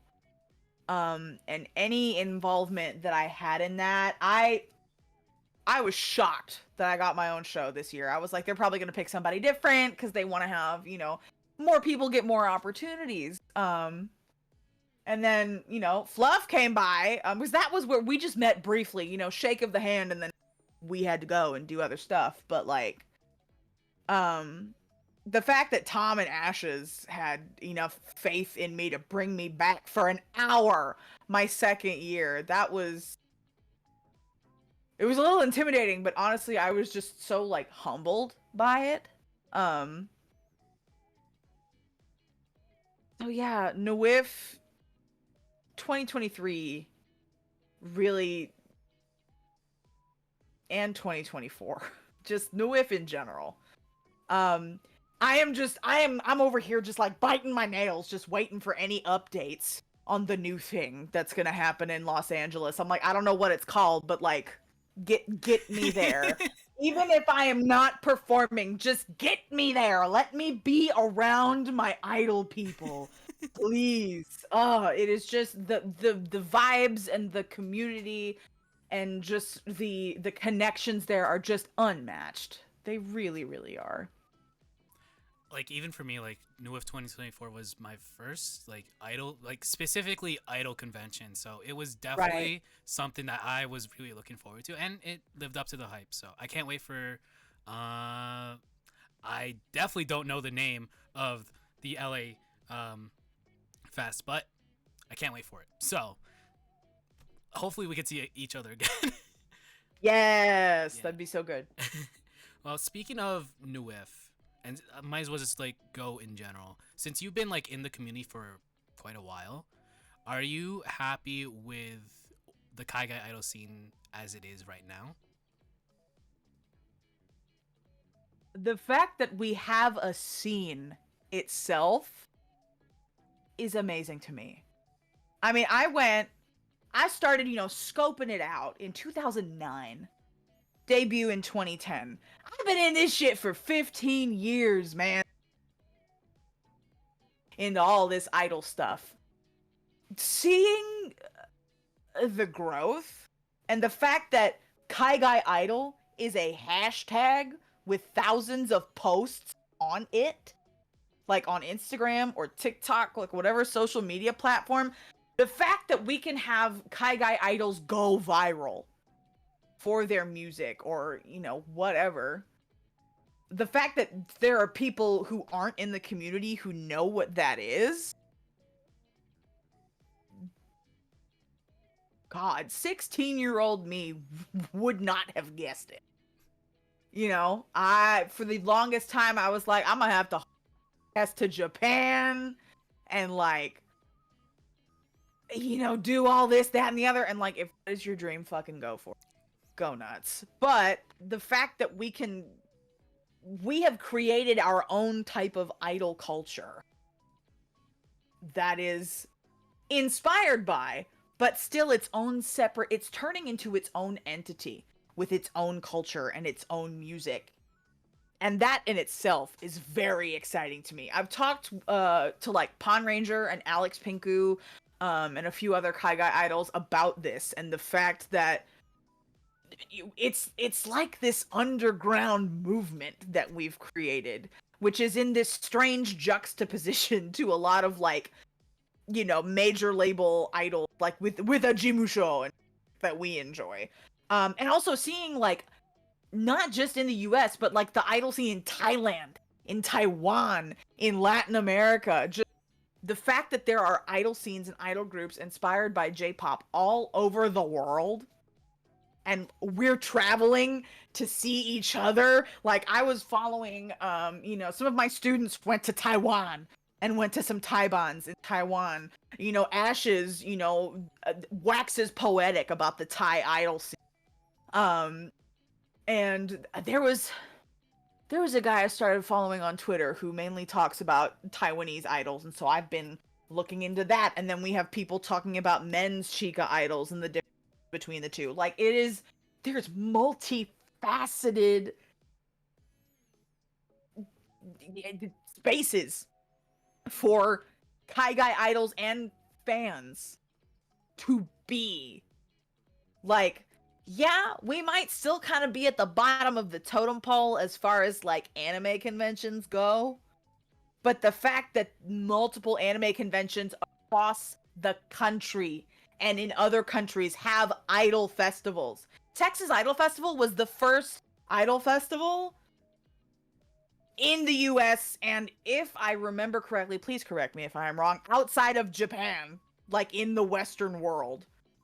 And now all of these conventions are like, idols will put butts in seats. People will buy badges for idols, and I'm like, you bet we will. You bet we will. If there's one thing idol fans will spend money. So like, Yeah. Yeah. you're like, yes, actually, but like the fact that we are being acknowledged as a community, I'm sorry, I'm so long-winded, but I'm just like, I am on a podcast about kaigai idols. Yeah. Yeah. I'm talking about the early days of me fucking around in high school, trying to figure out how to get this to work. And I make my living teaching kaigai idols how to sing. It's crazy. I never thought we would get here. And the fact that sometimes I wake up and I'm like, this is my life, man. Like, sure, I might still be going kind of paycheck to paycheck here, but like, boy, 16-year-old me wanting this so bad would be friggin' stoked at what we all have created and how far we have come. I love it. I'm in this shit for life. Even if I don't perform for life, I will be here pushing buttons, getting people on stage. Man, I just love it here. Wise words from Martha. But yeah, like this is definitely something that is booming. Everyone has their part, be it like performers, be it vocal teachers, be it like all three. Like you're definitely like a performer, a vocal teacher. You organize stuff, so you definitely have your part in this in the scene, for sure. So like it is definitely growing for everyone that has a part in it. I'm very happy like the turnout for NWIF and like with the future of like other events and stuff, especially the one in LA, by Idol Fest. But we'll see what happens, and it's booming, and hopefully it'll rise up even more. So yeah. Heck yeah. Focusing back onto you, what would you say is like the most difficult part of idol activities? Finances. Yeah. This making music especially is expensive. It is expensive. Even if you produce your own stuff, there's still, because if you're not spending money, you're spending time. And you have to figure out, what do I have more time in my budget, or do I have more money in my budget? Do I have to split the two? Which is why like people like Shetty Ife, the fact that she had to learn how to do it all on her own. Because it's a lot to make music, and that's why I watched the Phoebe documentary the other, her talking about like burnout and putting all of her resources into this to make this work. Yeah. I mean, there are times where I spend more time making my own thing. Like I love teaching, but sometimes I want to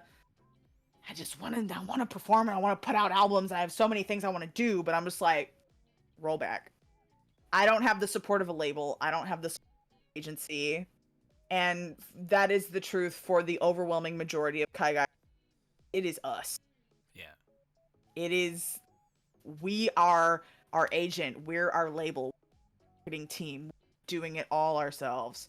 Which is why I'm really happy that we have a community of people to like bounce ideas off of and ask for advice and collaborate. Um, but honestly, it's rough. I think there are a lot of who have done as much as we want to do because we just don't have the money or resources to do so. And this was something I had thought about kind of, when I was thinking and setting my goals for the year. Because I want to release definitely another song, but I was hoping to like maybe do an EP this year, but that is exponentially more expensive than just a single song. Um, and just figuring out what resources I have, and then figuring out, do I want to put the burden on my community to crowdfund, because that's another thing. It's like, yes, we all want to help each other, but we're all struggling out here. So, that's probably figuring out how to do more with less. You got to be creative and you got to be flexible.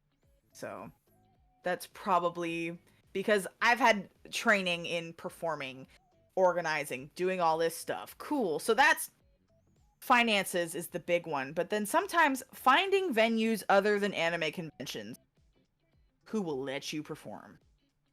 There are plenty of idols in other places who have done it, and I am trying my damnedest to get a festival that is not attached to a convention.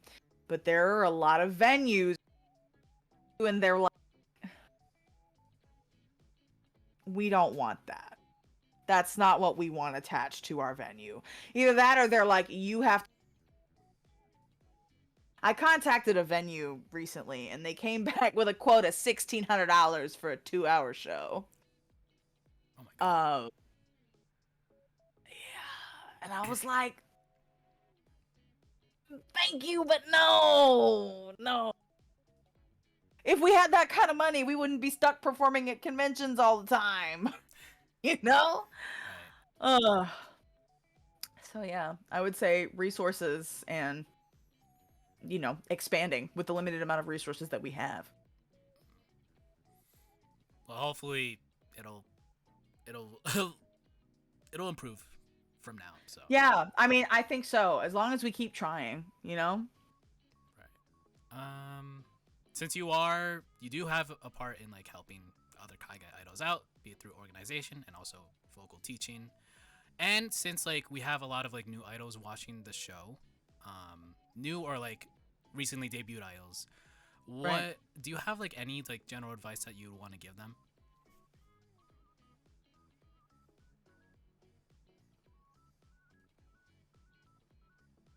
Every failure, every time something does not work out the way you want it, that is an opportunity to collect data.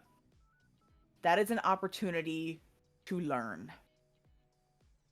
Every time you do something wrong, and I put this in quotes, because a lot of times when people come to me and they're like, oh, I fucked up, or I messed up, or I did this, and I look at it, and it's not as bad as you think. It's not as bad as you. It rarely ever is. Unless it's a medical emergency, but like, it's rarely ever. Any sort of flub or mistake that you make is rarely ever as bad as you. But even if you're like, ugh, I didn't like that, or oh, that didn't go well, that is an opportunity to figure out why.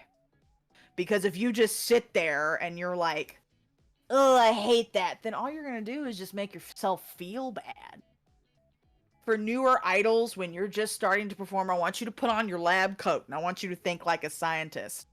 Why didn't you like the way that sounded, or the way that looked, or how that performance went? Think more objectively. Get you some adjectives, or think about your situation. What happened? Retrace your steps. And then if you figure out why you didn't like something, or something that happened that caused whatever incident you got into, then you can take extra precautions or work on that thing for the next performance so that you improve. I still do this to this day. I was sitting here trying to find out what clip to send to Egg for this show to put in the intro. And I was like, hate this. Hate this. Just looking at my show from Nwif from last year being like, that sounded like ass. That sounded like ass. That sounded like ass. And I'm just like, breathe. Breathe. This was the first time I'd finally sat down and listened to the entire show. I slapped the whole show up on to it yet. Because I knew people wanted to see it, but I knew if I heard it first, I would be too scared to post it, so I just posted it anyway. But you know, sitting down being like, okay, what did you do? What happened? Why didn't you like that? And then figuring that out so I can fix it later. And as always, people didn't come up to me and tell me I sounded like shit, even though I thought I sounded like shit after the fact. Because it's never as bad as you think it is. I promise. Keep doing it. Just keep doing it. Keep going. The only time you ever truly fail is if you quit. There it is. but yeah, it's really good advice. Like, you gotta keep going, of course, because like if you just stop after like one fuck up, like you can improve upon that. Yeah. Yeah. Also, that's the nice thing about idols. The whole thing is process. The whole appeal is watching an idol improve. Like, if you think about why you liked idols, it's not because they're perfect. Right. It's because you looked at them and you thought they were cool, and then you thought, I could do that.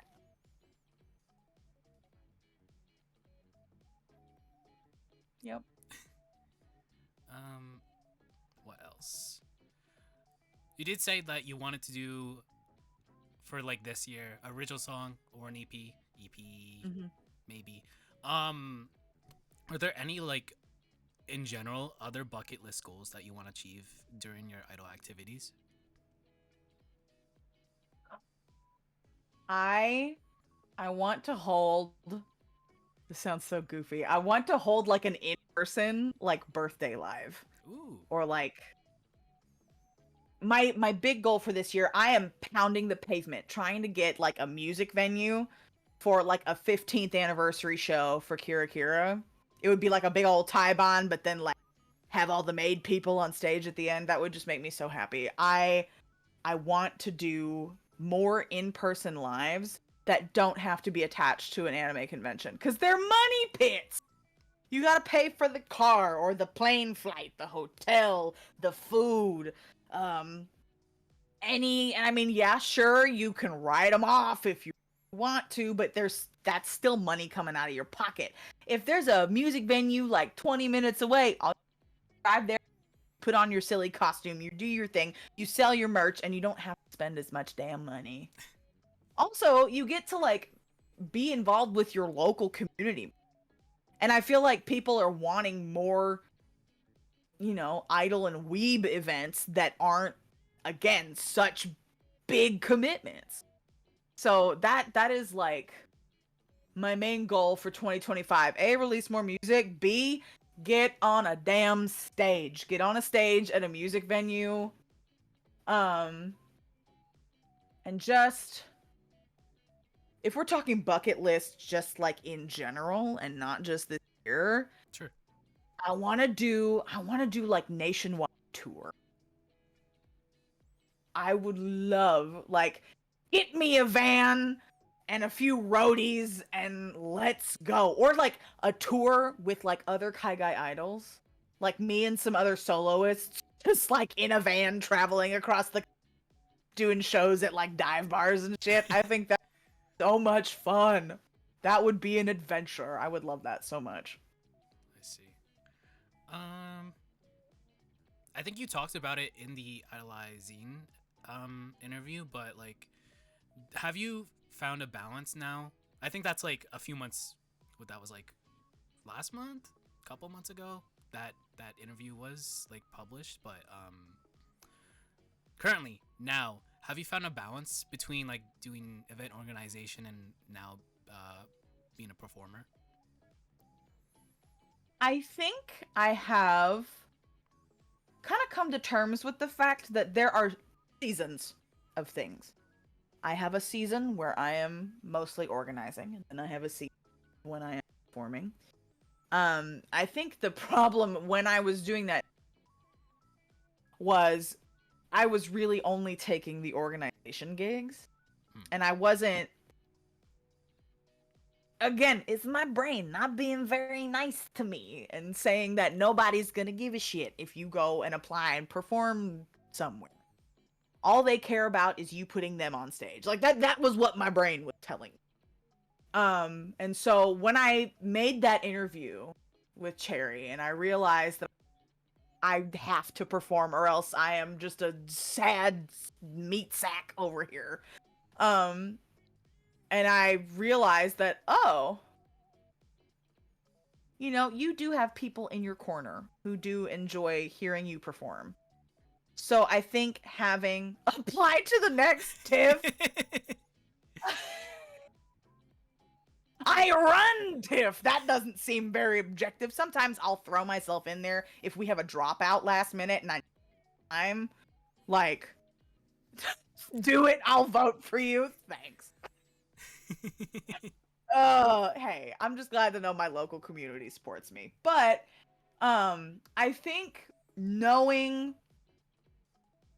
I kind of know now when the most TIFFs are happening and then the gaps in my schedule where I have time to do more solo performance, or if there's something that I really want to go for.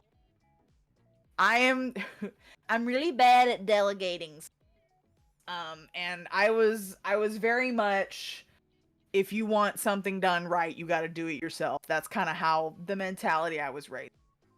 And I have been learning to let that go because I have a very competent team with me.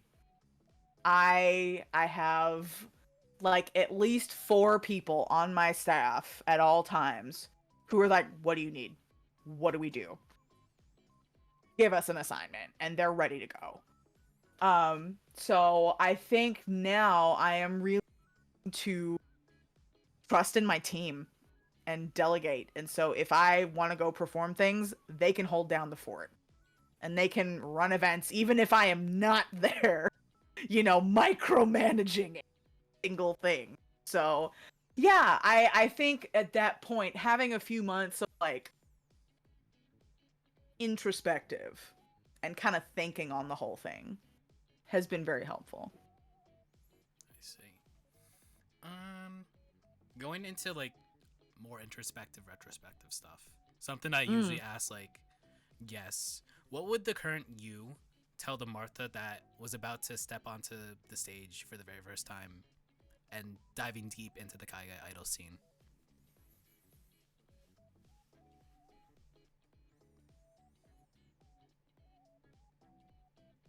First of all, I love you, bitch.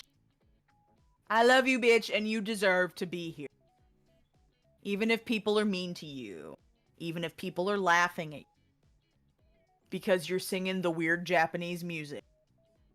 Hee hee har har. Those people aren't performing anymore. Those people are actually ER nurses. Because a couple of my high school bullies treated me during 2023.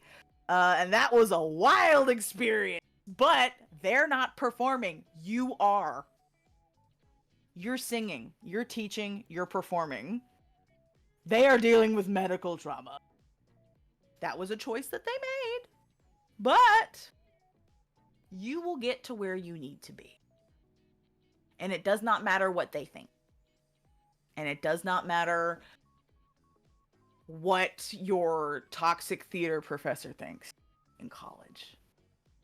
It does not matter that your style of performing is different than other people's, because you will find your community, and that community will grow into something so beautiful and so much bigger than you.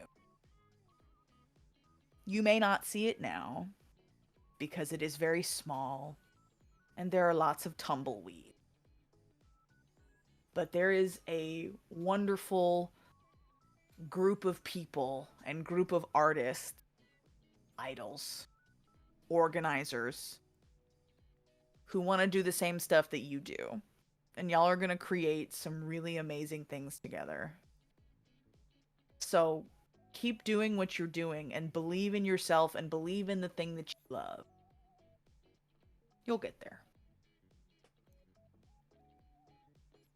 That would have made past Martha cry, probably. Yeah, over there. Listen, I've got double water signs in my birth chart. I'm soft little watery thing over here. Yeah. But that is definitely good advice for past Martha. What else? Oh, one last thing. Is there like anything, any like upcoming performances for yourself, for Kira, for Tiff, anything that you want to like promote, or like anything that you're doing, be it VTubing or be it through Idol, anything? Yeah. So this year, I'm going to be streaming just twice a week. I was doing a lot of streaming last year, and that definitely took some time away from performance and other things. So we're streaming twice a week. I have a Discord server, and I also post on my social media about when I'm gonna be. And at least once a month there is a karaoke session. If you want some singing, even if I'm not at a convention near you, stream singing. The next TIFF event is going to be March 15th and 16th in San Antonio at Mochi Fest. I have full control of the stage for both days, so I am putting as many idols on that stage in the 7 hours each day that I've got. So, if you are an Idol fan and if you can get your butt to San Antonio for spring break, definitely come check out Mochi Fest, come check out the stage. There's gonna be lots of idols, so I want to see lots of butts in seats. And then keep on the lookout for a possible standalone festival and a standalone anniversary for Kira. I am pounding the pavement. I'm working on it. So keep your eyes out for an announcement for that. Looking forward to everything. I probably might not be able to attend like the live events, but I'll try to, show up for the Twitch events. So. And we always try and live stream internet willing. Yeah. We always try and live stream TIFF shows. So.